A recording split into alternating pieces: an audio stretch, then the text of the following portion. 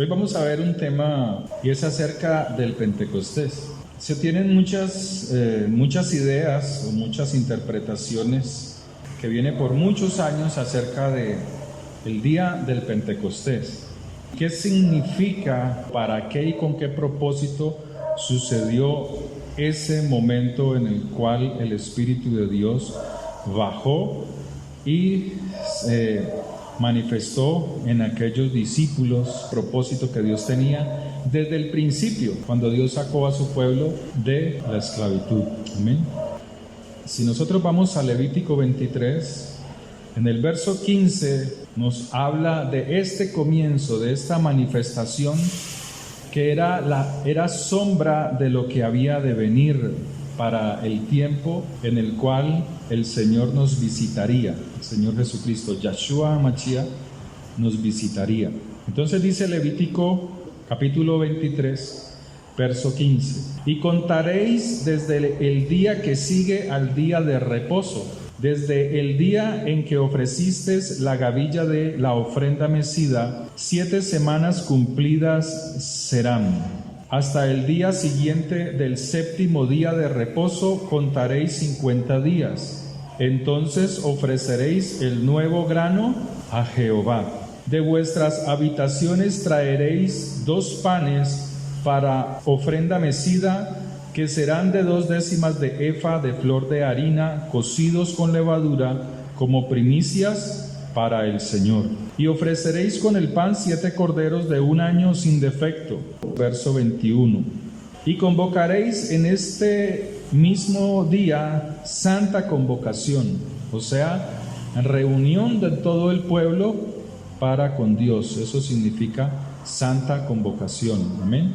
Ningún trabajo de siervos haréis, estatuto perpetuo en donde quiera que habitéis por vuestras generaciones. O sea, esto es palabra de Dios por todas las generaciones y pasará de generación en generación.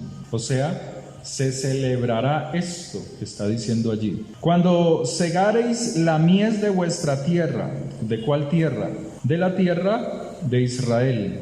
No segaréis hasta el último rincón de ella, ni espigarás tu siega. Para el pobre y para el extranjero la dejarás. Yo, Jehová, vuestro Dios. O sea, Dios está haciendo misericordia. Quiere dar de ese nuevo grano de trigo al extranjero y al pobre. Entonces está diciendo que el pueblo de Dios debía de hacer un conteo de 7 semanas, desde el día siguiente al día de reposo. ¿Pero de cuál día de reposo? El día de reposo que venía con anterioridad de una celebración que era la Pascua, ¿sí? El cordero se sacrificaba y el cordero se hacía que derramara la sangre, y por esa sangre el pueblo de Dios tenía libertad. Amén. Entonces usted ve en el capítulo 23, en el verso 4, que habla de esta fiesta. Estas son las fiestas solemnes de Jehová, las convocaciones santas, a las cuales convocaréis en sus tiempos. En el primero a los 14 del mes, entre las 2 tardes, Pascua es de Jehová. Recuerda que el Señor murió entre las 2 tardes, ¿sí? A las 3 de la tarde. Pero fíjese que dice el día 14 del mes. A los 15 días de este mes es la fiesta solemne de los panes sin levadura. 7 días comeréis panes sin levadura. El primer día tendréis santa convocación. Ningún trabajo de siervo haréis, y ofreceréis al Señor 7 días ofrenda encendida. El séptimo día será santa convocación. Ningún trabajo de siervos haréis. Y habló Jehová a Moisés diciendo: habla a los hijos de Israel y diles: cuando hayáis entrado en tierra que yo os doy y seguéis su mies, traeréis al sacerdote una gavilla por primicia de los primeros frutos de vuestra siega. Entonces, ¿qué está diciendo el Señor? Venía esa fiesta de la Pascua, al siguiente día era la entrega de la ofrenda de las gavillas por la siega que habían recogido, por la cosecha entregaban un manojo o una gavilla, la entregaban al sacerdote. Desde allí se contaban 7 semanas, o sea, 7 por 7, 49. 49 días. Y al siguiente día, dice la palabra de Dios, que se hacía la fiesta de las semanas, que es lo que acabamos de leer en el verso 15.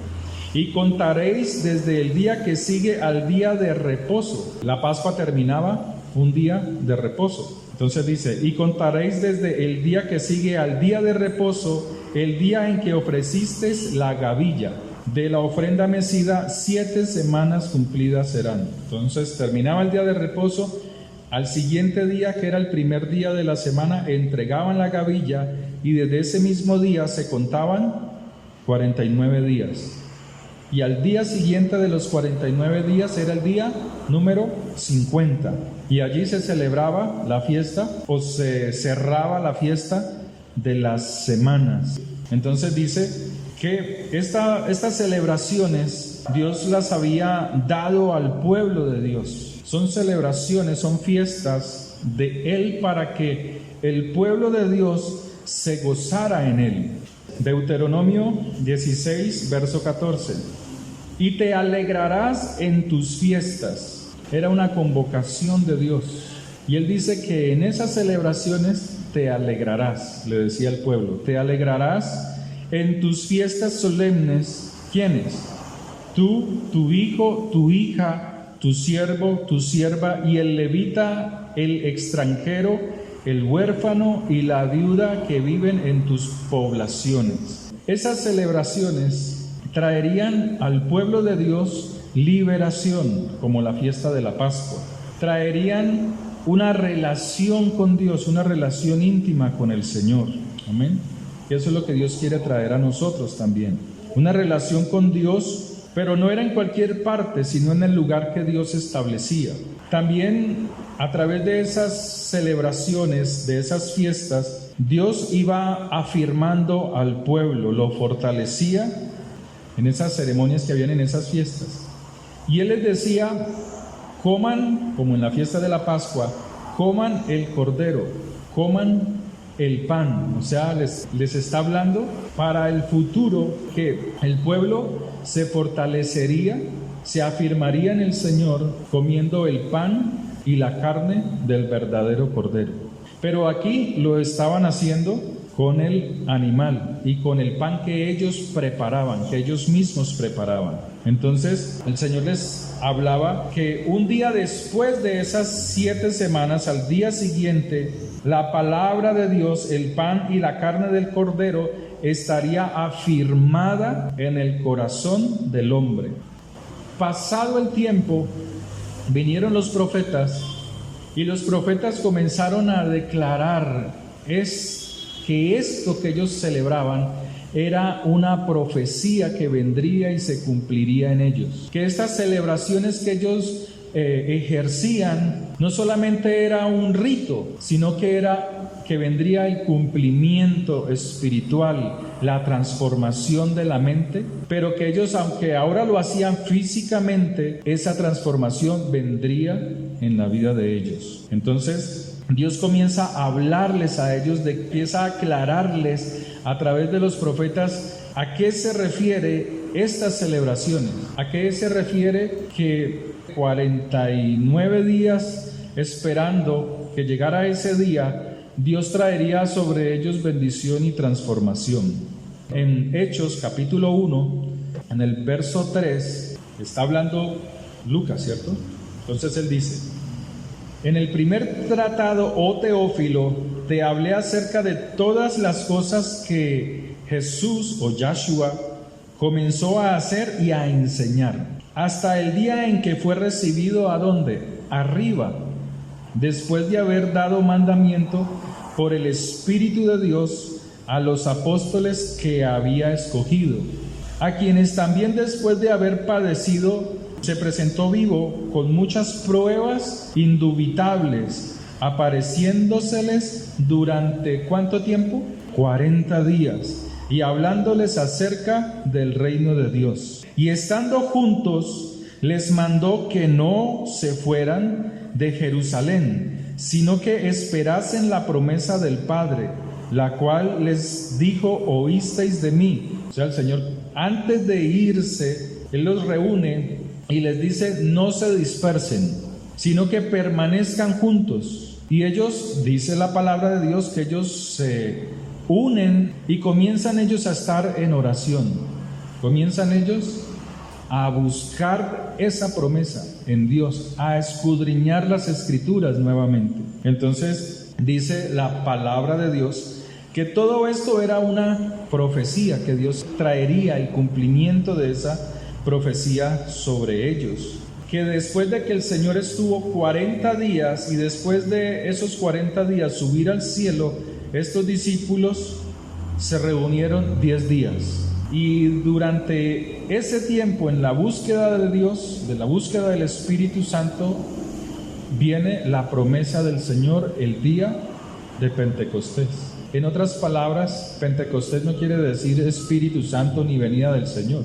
Solamente está hablando de 50 días o 50 algo.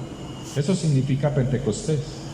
Pero como traemos una influencia de otra religión que es el catolicismo, cuando usted le hablan de Pentecostés, usted piensa en Espíritu Santo, ¿sí o no? Pero en realidad Pentecostés es el día 50. ¿El día 50 de qué?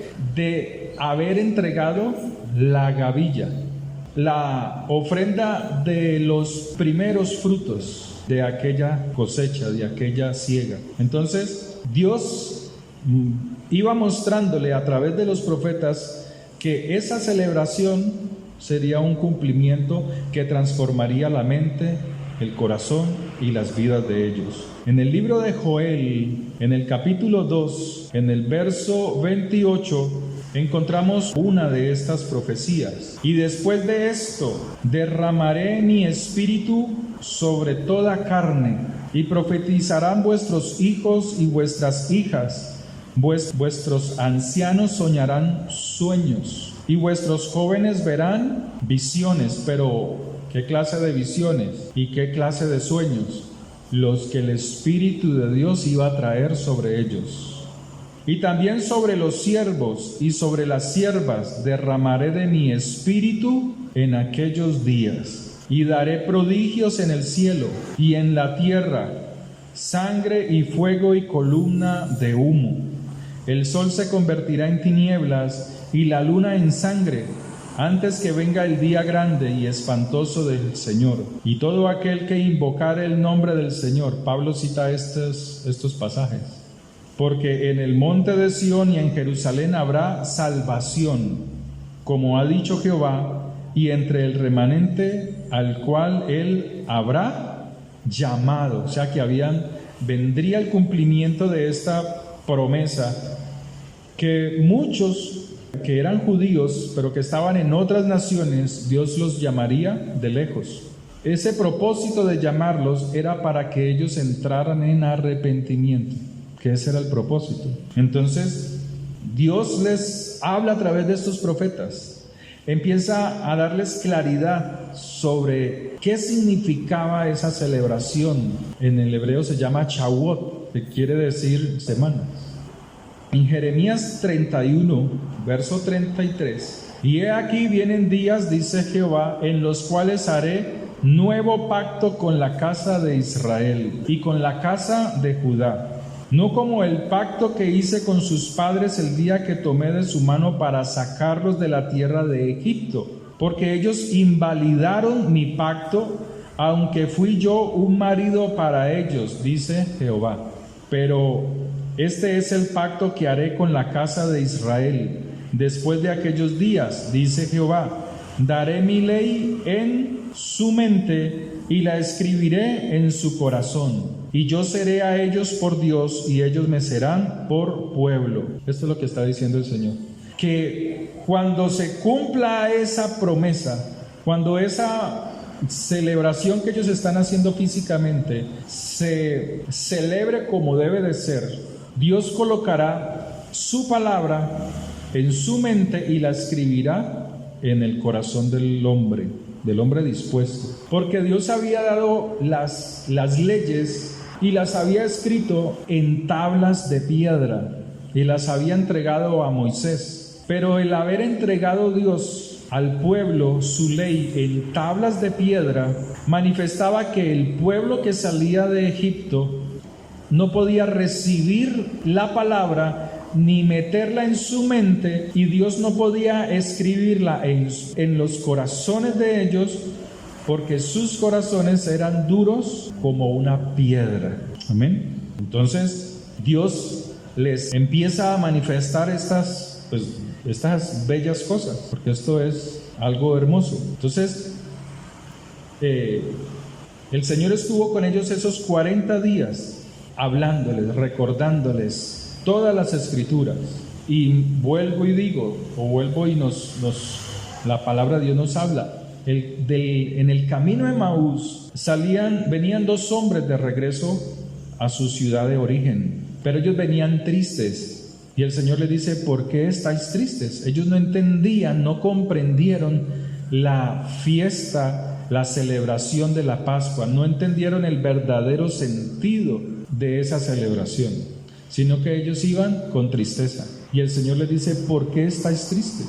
Y ellos le preguntan: ¿acaso tú siendo extranjero no sabéis estas cosas? ¿Qué es lo que ha pasado allá en Jerusalén? Que los líderes del templo o religiosos han matado a un hombre justo que creemos que era el Mesías, porque nos dijo que resucitaría en 3 días, aunque todavía no lo hemos visto, todavía no ha resucitado. Y ellos iban tristes camino de Emaús. Pero el Señor dice que abriéndoles las escrituras desde la ley, desde Moisés y los profetas fueron hasta Juan el Bautista, les comenzó otra vez a fortalecer en las escrituras, y nosotros tenemos que entender algo de ello, que nosotros nos fortalecemos en Dios es a través de la palabra de Dios, de las escrituras. En ellas está la vida nuestra, en ellas está el Espíritu de Dios. Y ese Espíritu, cuando nosotros leemos las Escrituras, el Espíritu de Dios pone su palabra en nuestra mente y la escribe en las tablas de nuestro corazón, para que permanezcamos firmes. Amén. Entonces, sigue diciendo Jeremías 31. Ahora mira lo que dice: y no enseñará más ninguno a su prójimo. Este versículo es de los versículos más mal entendidos por muchos cristianos o por los creyentes. Ojo lo que dice: y no enseñará más ninguno a su prójimo, ni ninguno a su hermano, diciendo: conoce a Jehová, porque todos me conocerán, desde el más pequeño de ellos hasta el más grande, dice Jehová. Porque perdonaré la maldad de ellos y no me acordaré más de su pecado. Ahora, ¿qué está diciendo este versículo? Porque la interpretación que dan muchos cristianos, o con los muchos que yo he hablado, es que ya no necesitan que alguna persona les enseñe las escrituras. ¿Han escuchado eso? Pero ¿qué es lo que está diciendo aquí? Si leemos desde el 31, él está diciendo que vendrían días en los cuales haría un nuevo pacto y escribiría la palabra de Dios en la mente y en el corazón del hombre, ¿cierto? Porque Dios había sido para aquellos rebeldes salidos de Egipto, a pesar de su rebeldía, como un esposo, como un buen esposo que tiene cuidado de ellos. Pero ahora Dios les dice en el verso 33: pero este es el pacto que haré en la casa de Israel, que colocará la palabra en mente y la escribirá en sus corazones. Y ahora Él les dice estas palabras: y no enseñará más ninguno a su prójimo, ni ninguno a su hermano, diciendo: conoce a Jehová. No le enseñará más en la carne, sino lleno del Espíritu de Dios. Esa es la interpretación que es aquí. Esa es la interpretación correcta. Ya no convencerás a otros de Dios en la carne, en tus fuerzas, sino cuando seas lleno del Espíritu de Dios. Es en el poder del Espíritu de Dios. Y eso era lo que vendría. Ese sería el cumplimiento de la promesa. Si vamos a Hechos, capítulo 2, esa profecía se cumple. Hechos de los Apóstoles, capítulo 2. Verso 4. Y fueron todos llenos del Espíritu Santo y comenzaron a hablar en otras lenguas, según el Espíritu les daba que hablasen. O sea que fueron llenos del Espíritu de Dios. ¿Cuál fue el propósito de ser llenos del Espíritu de Dios? Durante esos 10 días, después de los 40 días que el Señor estuvo ahí, esa palabra se afirmara ¿en dónde? En su mente y fuese escrita en sus corazones. Esa es la fiesta de Shavuot, la fiesta de Pentecostés. Pero la fiesta de Shavuot o de las semanas no es solamente que el Espíritu venga y los ponga a hablar en lenguas, sino que todo eso tenía un propósito, como ya lo había dicho el profeta Joel y Jeremías, que llamaría a los pobres, a los extranjeros, al más pequeño, y traería sobre ellos la palabra para que entraran en arrepentimiento, o sea, en una relación con Dios, en una verdadera relación con Dios.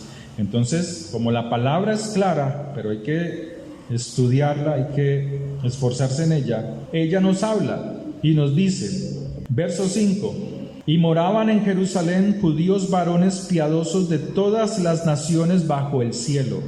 Estos judíos, mire lo que está diciendo allí, no era cualquier clase de personas, sino que dice que eran piadosos. Esa palabra piadosos es porque ellos subían a Jerusalén de otras naciones, estando en otras naciones, a celebrar las fiestas. ¿Por qué? Porque esos judíos eran los hijos de los que habían sido deportados en el tiempo de los profetas, de Jeremías, de Daniel, cuando Dios les avisó a través de Isaías. Ellos eran los hijos de los hijos de los hijos de esos hombres. Como les habían enseñado las Escrituras, ellos subían a Jerusalén a celebrar la fiesta de las semanas. Por eso aquí en Hechos capítulo 2, verso 5 se le llama varones piadosos. ¿Se acuerda que a José se le llamaba varón justo y a muchos hombres se les llama en la Biblia varón justo o piadosos? Es porque se sometían, se esforzaban en cumplir la palabra de Dios. No solamente subir a la fiesta, sino a través de esa enseñanza de las fiestas hacían obras de misericordia con el prójimo, o sea, mostraban amor hacia el prójimo. Amén. ¿Pero a cuál prójimo? A los mismos judíos, no es a cualquiera. Entonces dice, y hecho este estruendo, se juntó la multitud, o sea, los judíos piadosos que estaban en esta celebración, y estaban confundidos, porque cada uno les oía hablar en su propia lengua, o sea, en la lengua donde habían nacido, donde sus padres habían sido deportados, Babilonia, Siria, Asiria, en todos esos lugares y sus regiones. Y estaban atónitos y maravillados, diciendo, mirad, ¿no son galileos? O sea, no son gente ordinaria del vulgo, no son pescadores, no son gente que no tienen estudio de la ley. Entonces, por eso la expresión. Al Señor, cuando Él daba esa clase de enseñanzas, le criticaban los fariseos y los estudiosos de la ley. Entre ellos se decían, ¿podrá acaso salir algo bueno de Galileo? Porque su ministerio empezó ahí. Pero ahora estos se hacen esa pregunta, ¿acaso no son estos galileos? ¿Cómo pues les oímos nosotros hablar cada uno en nuestra lengua? O sea, estaban hablando el idioma autóctono de ellos. Partos, medos, elamitas. Y los que habitamos en Mesopotamia, o sea que eran de lo que hoy se llama Irán, ¿cierto? Por eso dice partos, medos, elamitas, pero eso hace parte de esa región de Mesopotamia. En Judea, que era colonia de los romanos. En Capadocia, en Ponto y en Asia. En Frigia y en Panfilia. En Egipto y en las regiones de África, más allá de Cirene. Y romanos, aquí residentes, tanto romanos, tanto judíos como prosélitos. Cretenses y árabes les oímos hablar en nuestras lenguas en la cual hemos nacido. O sea, cuando fueron llenos del Espíritu de Dios, no empezaron a hablar todas las cosas que hacen hoy, ¿sí o no? Y hacen hoy y desde hace muchas décadas atrás. Y la gente va a las congregaciones o están en las casas, hablan todas esas clases de cosas, y dice Pablo que eso solamente le sirve al que está hablando así, en esa lengua, no le sirve a nadie más, porque necesita de interpretación. Entonces, aquí, en esta fiesta de las semanas, en esta fiesta de Shavuot, que los cristianos conocen como Pentecostés, sencillamente estaba viniendo el Espíritu de Dios sobre todos sus discípulos para traer sobre estos pueblos que venían, estas personas que venían de otras naciones, para que escucharan el cumplimiento de esa promesa, de esas celebraciones que ellos estaban haciendo en la sangre de Jesucristo, que en Él había salvación y vida eterna, y que para poder ser aceptados por Dios tenían que entrar en arrepentimiento. Esa es la fiesta, esa es la celebración, y lo dice la palabra, lo sigue diciendo más adelante. Verso 37: al oír esto, se compungieron de corazón. ¿Quiénes? Los judíos piadosos, los extranjeros. Y dijeron a Pedro, porque Pedro fue lleno del Espíritu como todos los otros, pero no para hablar todas las cosas, no, para predicarles a ellos y a los otros apóstoles, o sea que no solamente a Pedro, sino a los otros. Varones hermanos, ¿qué haremos? ¿Sí ven? Varones hermanos, o sea que estos eran extranjeros, pero eran de sangre judía, eran hebreos. Entonces Pedro les dijo: arrepentíos, bautícense cada uno de vosotros en el nombre de Jesucristo. Otro pasaje mal interpretado por décadas por los cristianos o por nosotros en algún momento.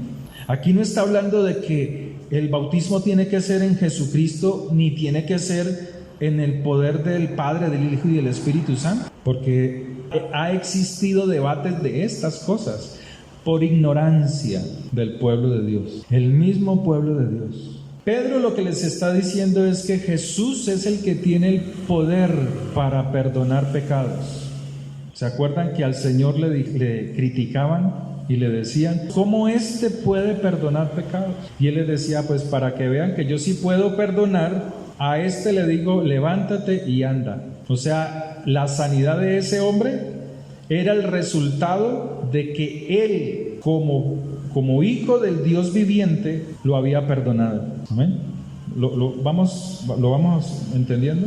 Entonces aquí no está diciendo, como muchos cristianos hoy: ¿y usted en qué se bautizó? En el nombre del Padre, del Hijo y del Espíritu. Ah, no, quedó bien bautizado. Eso no está diciendo aquí. ¿Usted en qué nombre se bautizó? En el nombre de Jesús. Ah, entonces quedó bien, pero los otros no, porque solamente mencionó al Padre, al Hijo y al Espíritu. Eso es ignorancia a las Escrituras. Aquí lo que Pedro dice es que solo Jesucristo, solo Yahshua HaMashiach tiene el poder de perdonar los pecados a aquellos que han entrado en arrepentimiento, y que la manifestación de ese arrepentimiento es entrar a las aguas para manifestar a los demás que cambiaban, que aceptaban a Yahshua, a Jesucristo, como su Redentor. En el nombre de Jesús, para perdón de pecados. ¿Sí lo están leyendo? Y ahora luego les dice: y después de haberse arrepentido, ¿qué viene sobre ellos? El Espíritu de Dios, el don del Espíritu de Dios. Porque para vosotros es la promesa, les dice a ellos. ¿Cuál promesa? Esa celebración, esa fiesta de las semanas. Eso es una promesa que cuando ellos la estaban practicando durante muchos siglos, sus hijos, los hijos de sus hijos, ellos estaban al practicarla dentro de la promesa.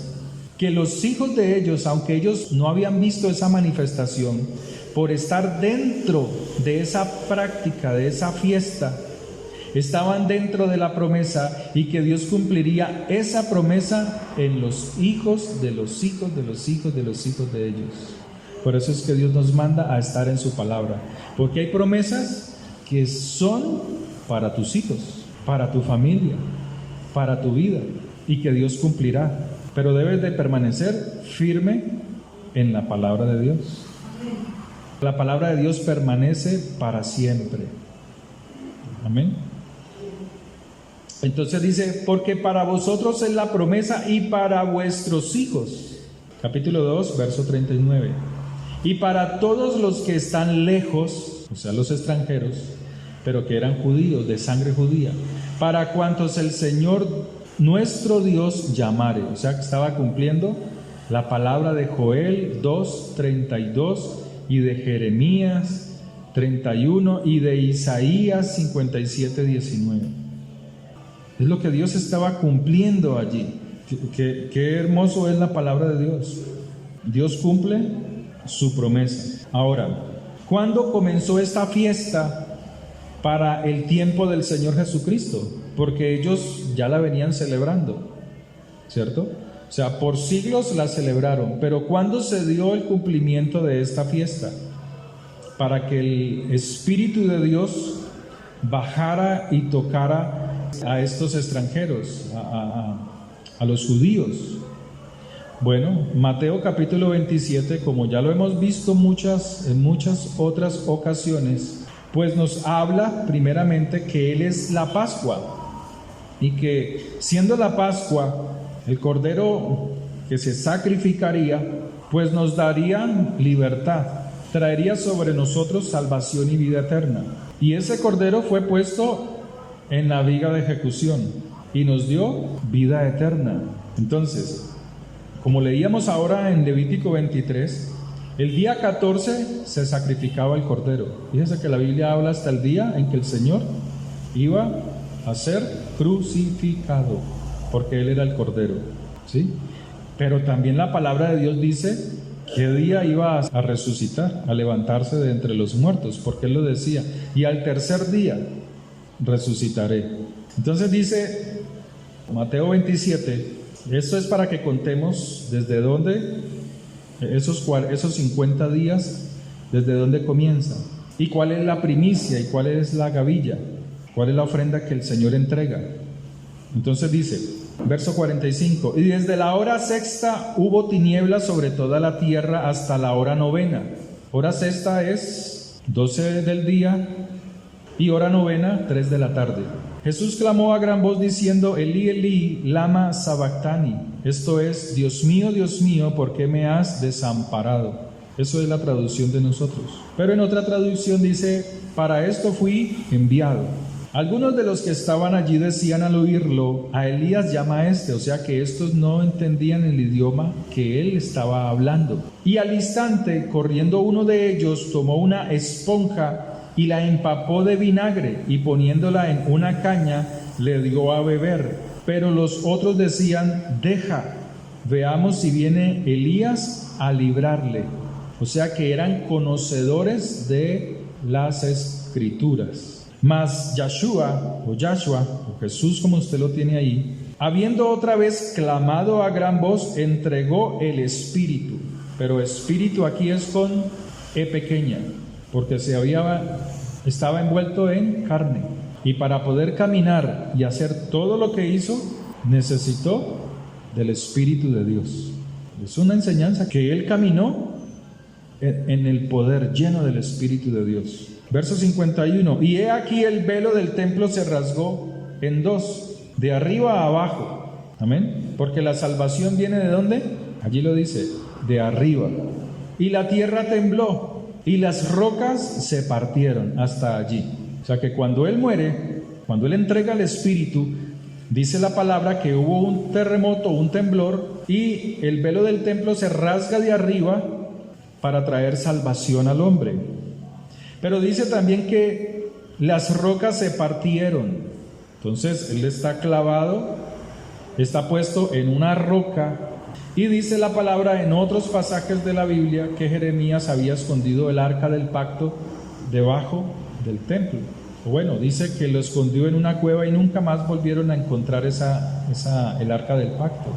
Y esto pues Dios les dijo a los sacerdotes de ese momento y levitas que la sangre de ese cordero animal se rociaría en el arca, pero que la otra parte de la tapa se permanecería intacta. ¿Por qué? Porque la sangre del Mesías caería sobre esa otra parte del arca del pacto. Por eso las rocas se parten. No toca tierra porque no es para maldición, sino para salvación nuestra. No es como la sangre de Abel, que pide venganza. Ahora, sigue diciendo: y se abrieron los sepulcros, y muchos cuerpos de santos que habían dormido se levantaron y salieron de los sepulcros. ¿Cuándo? Después de la resurrección de Él. Es que Él es la primera resurrección. Esto es otro pasaje mal enseñado. Porque no es cuando Él entrega el Espíritu que salen los muertos, no, porque Él no ha resucitado. Dice que Él estará 3 días y al tercer día Él resucitará. Pero Dios ya había preparado que los sepulcros se abrieran a través del terremoto, para que los que estaban muertos o los que habían dormido esperándolo a Él resucitaran. ¿Sí lo entendemos o no? Por eso la palabra de Dios dice: el que transgreda la palabra, el que se coma una tilde y una coma, pero en el hebreo esa coma, esa tilde es algo, pues es muy pequeño, creo que es sigma, ¿cierto? O sea, tiene que darle la correcta interpretación a las escrituras, porque no está diciendo añádale palabras, no, está, si la corres, le da otra interpretación a las escrituras. Entonces, volvámoslo a leer para que lo comprendamos mejor. Y he aquí el velo del templo se rasgó en dos de arriba a abajo, y la tierra tembló y las rocas se partieron. Punto y coma. Ahí termina esa frase, pero quiere dar continuación a algo. Y se abrieron los sepulcros por causa de este temblor. Y muchos cuerpos de santos que habían dormido se levantaron, y saliendo de los sepulcros, después de la resurrección de Él. Es que si Él no resucita, no hay resurrección de nadie. Y vinieron a la santa ciudad y aparecieron a muchos. Eso hasta allí. Entonces, ¿qué está diciendo? Que Él, siendo la primera resurrección, Él iba a entregar estas personas, estos cuerpos resucitados, como ofrenda de gavilla delante del Señor. Porque la ofrenda de gavilla no es solamente el fruto del trigo, sino que también aquí era un grupo de personas. Entonces, ¿cuándo entrega estos resucitados?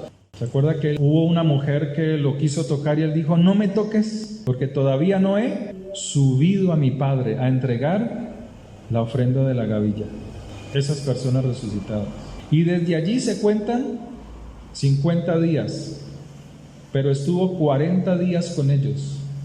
Y al día 50, cumplida la fiesta de las semanas, vino el poder del Espíritu Santo sobre esos discípulos, sobre esas mujeres, sobre esos hombres, para transformar su mente y su corazón.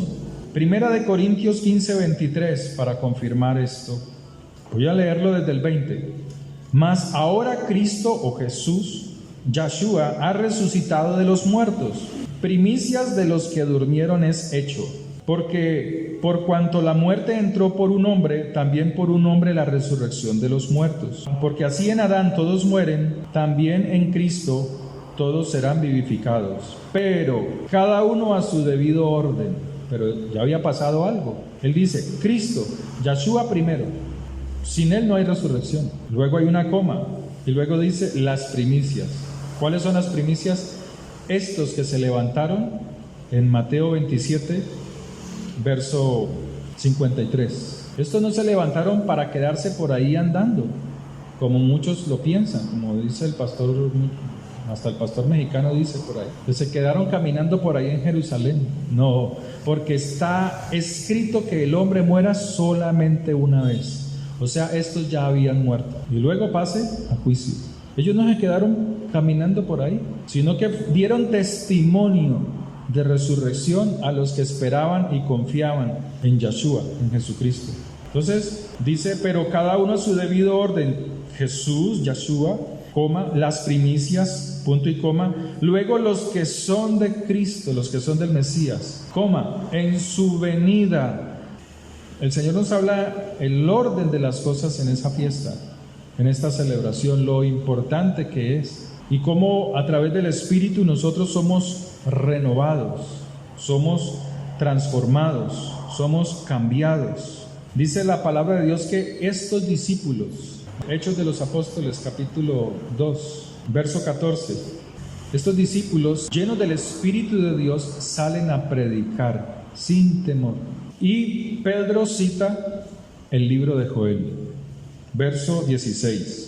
Mas esto es lo dicho por el profeta Joel. Y en los postreros días, dice Dios, derramaré de mi espíritu sobre toda carne. Estoy leyendo Hechos capítulo 2, verso 16, lo que cita Pedro. Y en los postreros días, dice Dios, derramaré de mi espíritu sobre toda carne. Es que la predicación es eso, es traer la ley, los profetas y unirlo todo por el Espíritu de Dios, mostrando quién es Jesús, quién es Yahshua, y que en Él hay vida eterna, hay salvación, hay transformación de la mente y el corazón. ¿Por qué? Porque su palabra viene a nuestra mente y es escrita por el Espíritu de Dios en nuestros corazones, o sea, nos impulsa a la obediencia. Amén. Y vuestros hijos y vuestras hijas profetizarán, y vuestros jóvenes verán visiones, y vuestros ancianos soñarán sueños. Y de cierto sobre mis siervos y sobre mis siervas en aquellos días derramaré de mi espíritu, y profetizarán, pero no cualquier profecía como las de hoy y de hace décadas atrás, que el pueblo de Dios no quiere leer las escrituras y van a ciertos lugares y el profeta me dijo, y el profeta me dijo, y el profeta me dijo. Son cosas que no son de la palabra de Dios. Entonces él sigue diciendo, el sol se convertirá en tinieblas y la luna en sangre. O sea, está hablando de que desde ese momento estaba manifestando que también vendría juicio y salvación para el mundo. Y está citando el libro de Joel. Y él sigue diciendo, porque David dice, verso 25, verso 25, porque David dice de él, veía al Señor siempre delante de mí, porque está a mi diestra, no seré conmovido. Por lo cual mi corazón se alegró y se gozó mi lengua. Aún mi carne descansará en esperanza, porque no dejarás mi alma en el Hades, ni permitirás que su santo vea corrupción. Me hiciste conocer los caminos de la vida, me llenarás de gozo con tu presencia. O sea, David entendió lo que estaba haciendo en cada fiesta, en cada celebración. Dios le mostró ¿qué significado tenía todas estas cosas? Todo lo que él celebraba. Amén. Entonces, la profecía era para estos. Dice Hechos 2:39 y termino. Hablando Pedro. Porque para vosotros es la promesa. O sea, ¿para quiénes? Para los extranjeros que estaban en esa fiesta de las semanas. Para todos los judíos piadosos que subían a celebrar, a reunirse con el Señor.